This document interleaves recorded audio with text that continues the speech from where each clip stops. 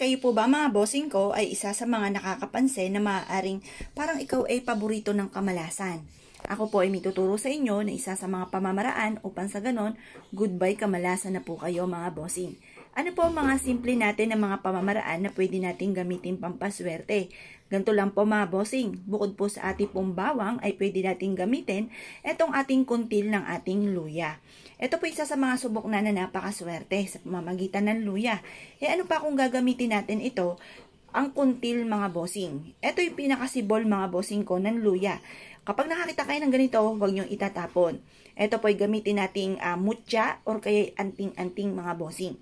Para layuan tayo ng mga masamang espiritu at para tayo layuan din ng mga toxic sa buhay po natin. Ngayon po mga bossing, ito po yung ating luya. Ang gagawin lamang po natin, kunin nyo po siya at pagkatapos kumuha ka ng isang platito at ilagay nyo po ang kuntil ng ating luya. At pagkatapos mag-wish ka na sa pamamagitan ng pampaswerteng ito ay magtutuloy-tuloy na ang pasok na swerte at kailanman na hindi ka na mamumblema tungkol sa usapin ng pera. Matutupad lahat ang mga pangarap sa buhay. At pagkatapos nyo po na i-wish ang gusto po ninyo na magkaroon ng malaking bahay, magkaroon ng maraming pera. Pagtapos nyo po itong i-wish mga bossing, bago ko po makalimutan, hindi lang lagi naman po tungkol sa usapin ng pera, buong pamilya, sa kalusugan, kaligtasan ng buong pamilya, i-wish nyo rin po dito. Halimbawa, ang aking mga anak ay malayo sa mga taong masama ang loob, or kaya sa mga taong masamang intention nga po sa kanila, yung mga ganun mga bossing. Or kaya gumaling na kami sa aming mga karamdaman. Or kaya itong taong ito na lagi mainitin ang ulo ay matigil na yung pagiging mainitin ng ulo. Ganun po mga bossing. Ngayon po mga bossing, pagtapos siya po mag-wish, ibilad nyo lang ito sa sinag ng araw sa umaga ng mga 6:30 or kaya po yung alas 7. Matatapos ito hanggang alas 8. Bilad nyo po siya. Pagkatapos nyo siya ibilad, ipasok nyo po siya sa CR na nakalagay sa platito mga bossing.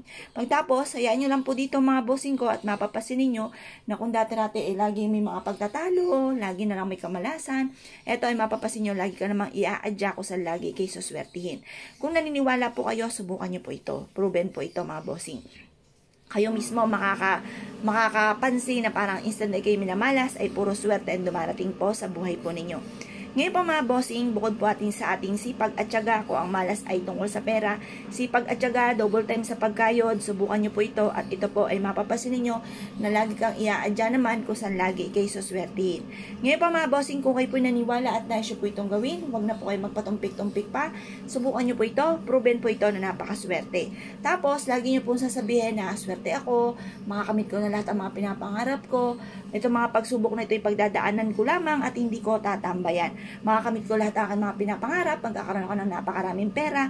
Yun, basta lahat ng mga magaganda na gusto po ninyo, i-wish nyo na po at laging sasabihin para makatawag tayo ng swerte at matupad kaagad ang mga pinapangarap. Kaya kung kayo pinaniwala at nais po itong gawin, ay siya mga bossing, good luck po sa inyo po lahat.